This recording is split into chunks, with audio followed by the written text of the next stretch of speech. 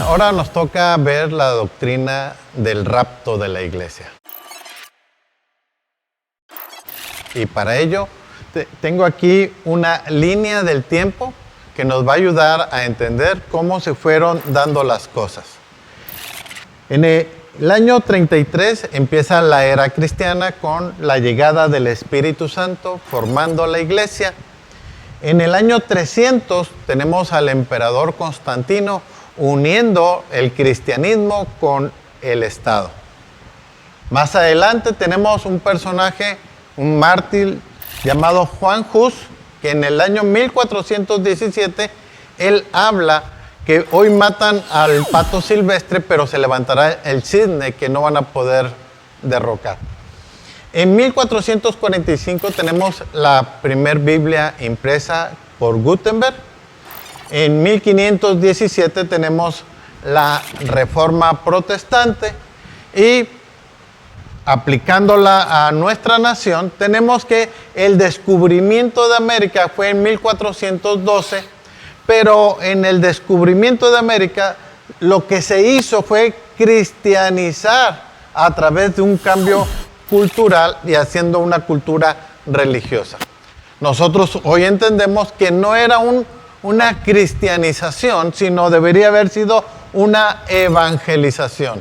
Es a través del conocimiento del Evangelio, porque en el Evangelio es el poder de Dios para traer salvación. Es el poder transformador de Dios que cambia el corazón, según Romanos 1:16, que nos dice, porque no me avergüenzo del Evangelio, porque es el poder de Dios para traer salvación.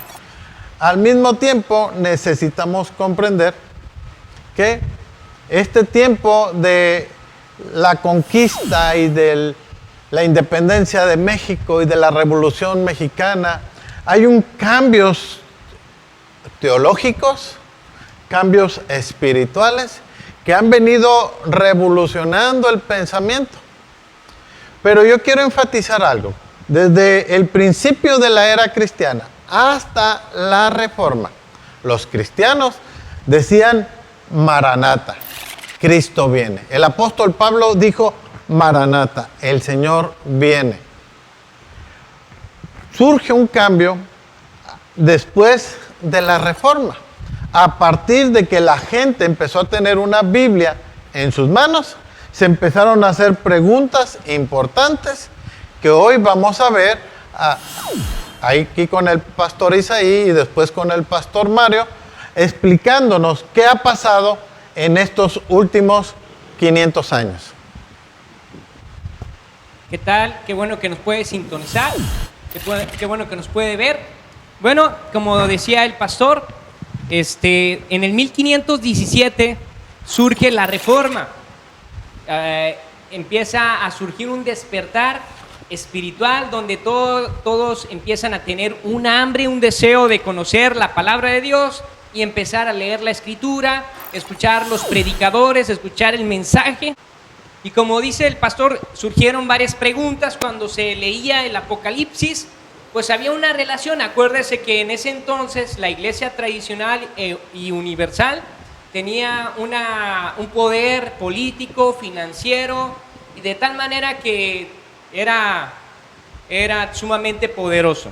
Entonces, como estaba surgiendo muy fuerte lo que es el protestantismo, surge un personaje apoyado o comisionado por la Santa Sede de ellos, y fue Francisco Rivera en 1537, un brillante jesuita, teólogo en España, y él se puso a disposición para poder realizar sus tesis que contradijeran o contrarrestaran lo que es la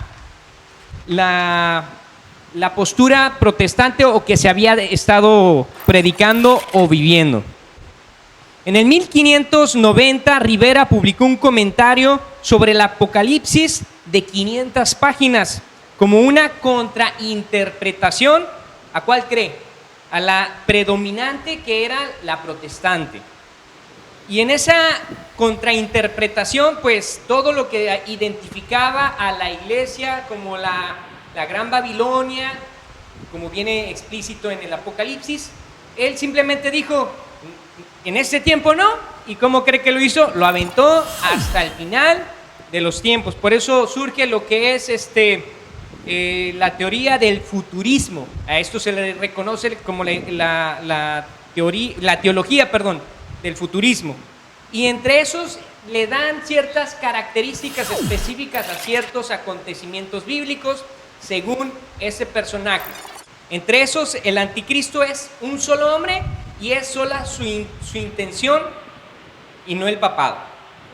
El anticristo sería un ateo o incrédulo.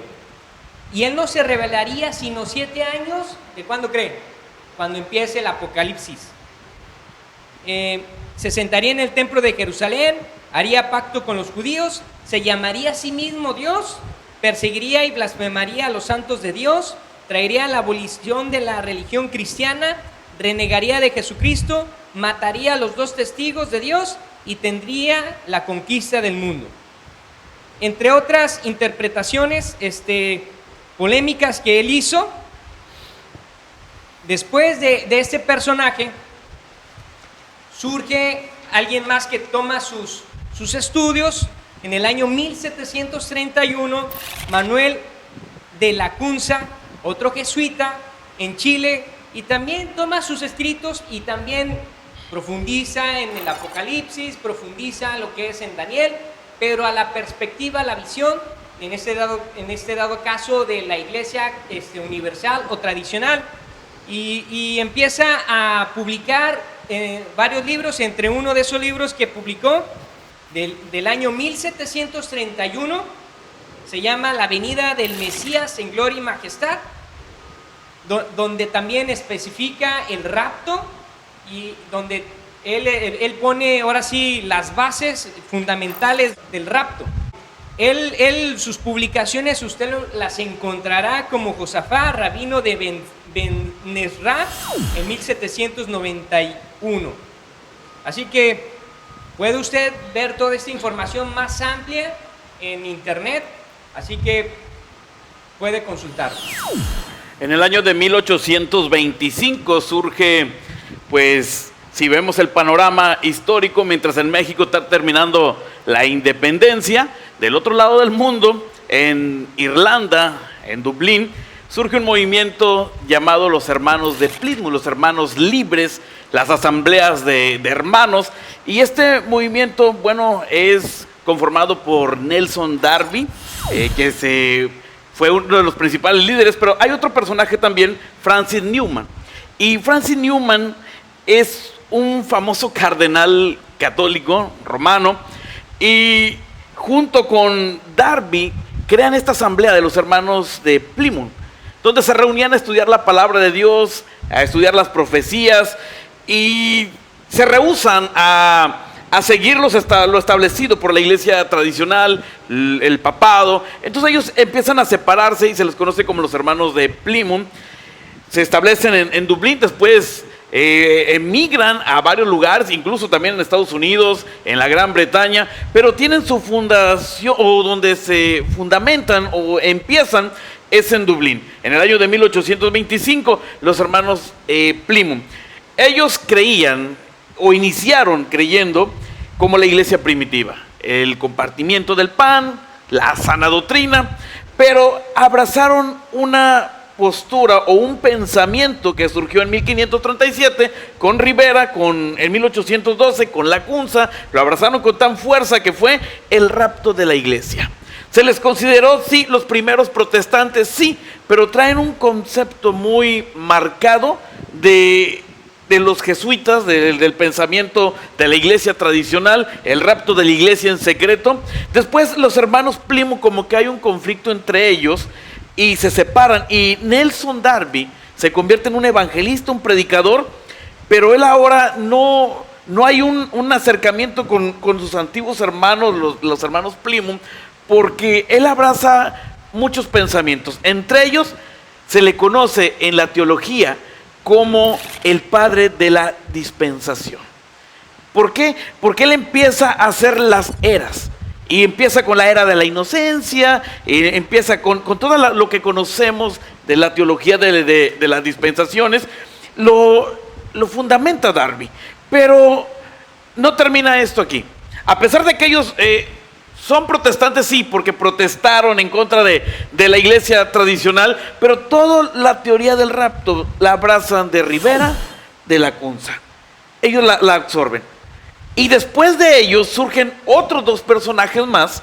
Un evangelista, D.L. Moody, que él operaba en milagros, pero traía muy marcada también la teoría del rapto de la iglesia, la teoría de las denominaciones, la teoría de las escuelas de interpretación y las dispensaciones. Cyrus Scofield, él lo conocemos por la Biblia de Scofield, son contemporáneos más o menos. Él es 1837, por ahí nace, y plasma la Biblia por ahí de 1900, por ahí él hace la Biblia de Scofield, y él agarra todo esto, toda la teoría del rapto, la teoría de las dispensaciones, y hoy tenemos un sinfín de pensamientos en relación a todo lo que es la teología sistemática. De ahí surgen todo lo que son las denominaciones, cada una abrazando pues los diferentes pensamientos. Pero ¿de dónde surge todo? La teoría del rapto, la teoría de las dispensaciones, bueno, de 1537 con Rivera, después Lacunza, que lo impulsa más, y después lo abrazan los hermanos de Plymouth, Nelson Darby, y termina Scofield abrazando todo eso. Y hoy en día pues tenemos también tantas denominaciones que abrazaron esta teoría de las dispensaciones, pastor. Ok. Algo que necesitamos recordar es que al principio de la era cristiana era Maranata, Cristo viene. Después de la Reforma surge el pensamiento, es el rapto de la iglesia. Muchas denominaciones crecieron abrazando esta doctrina futurista y esta doctrina de las dispensaciones. Hay variantes de las escuelas de interpretación, pero hoy es un tiempo de las denominaciones. Hoy surgen denominaciones, cada quien se ha vuelto teólogo, cada quien se ha vuelto un estudioso de la palabra, pero necesitamos retomar lo que dice la Escritura. La Escritura dice Maranata. El rapto de la iglesia es una interpretación de un estudio. Pero Pablo nunca dijo que Cristo viene por su iglesia antes de. Simplemente Pablo dijo Maranata, el Señor viene. La iglesia, desde el inicio hasta antes de la Reforma, tenía una idea muy clara. Cristo viene en cualquier momento. Y uno debe estar preparado porque en cualquier momento viene el Señor. Si hay un rapto cuando Cristo venga y levante a los muertos en Cristo, y después todos los que estemos vivos seremos arrebatados para recibir al Señor en el aire, pero después Cristo viene, implanta su reino de 1000 años para que se cumpla todo lo que las profecías han dicho. Así que es bien importante que nosotros no defendamos una interpretación, sino retomemos lo que dice la Escritura de que Cristo viene. Hay que recalcar algo, pastor Isaí, es que lo que ellos mencionaban acerca del rapto de la iglesia es que era en secreto. El rapto de la iglesia en secreto, abrazando donde nos enseña la palabra de Dios, que como ladrón de la noche. Entonces ellos abrazaron mucho eso. No, es que sí viene, pero es un rapto en secreto de la iglesia. Y pues, ¿de dónde surge? De 500 años atrás. Ahora, la historia de la iglesia, tenemos que desde del año 33 hasta el 2020, estamos hablando de que son suficientes años, de casi 1500 años hasta la Reforma, donde el cristianismo tenía un solo pensamiento. Cambia después de la Reforma, con la Biblia en la mano, toda la gente empezó a tener sus interpretaciones, sus ideas, pero el punto es de dónde estamos sacando las ideas. Y muchos de ellos la agarraron precisamente de una doctrina futurista y después de una doctrina dispensacionalista. Y hoy en día muchos cristianos defienden las interpretaciones como si fueran dadas por el mismo Pablo, o defienden el futurismo como si el apóstol Pablo lo hubiera plasmado así. No, lo que es la Biblia es la inspiración de Dios dada a los hombres. Lo que es teología sistemática es lo que el hombre ha estudiado tocante a la palabra. Y recordar que no solamente hay teólogos cristianos, hay teólogos jesuitas, hay teólogos de la iglesia tradicional, hay teólogos de otras denominaciones, organizaciones, pero lo más importante es que nosotros necesitamos aclarar que Cristo viene y necesitamos estar preparados para cuando Él venga nos encuentre haciendo su voluntad. Así que le quiero animar, toda esta información usted mismo la puede buscar en el internet.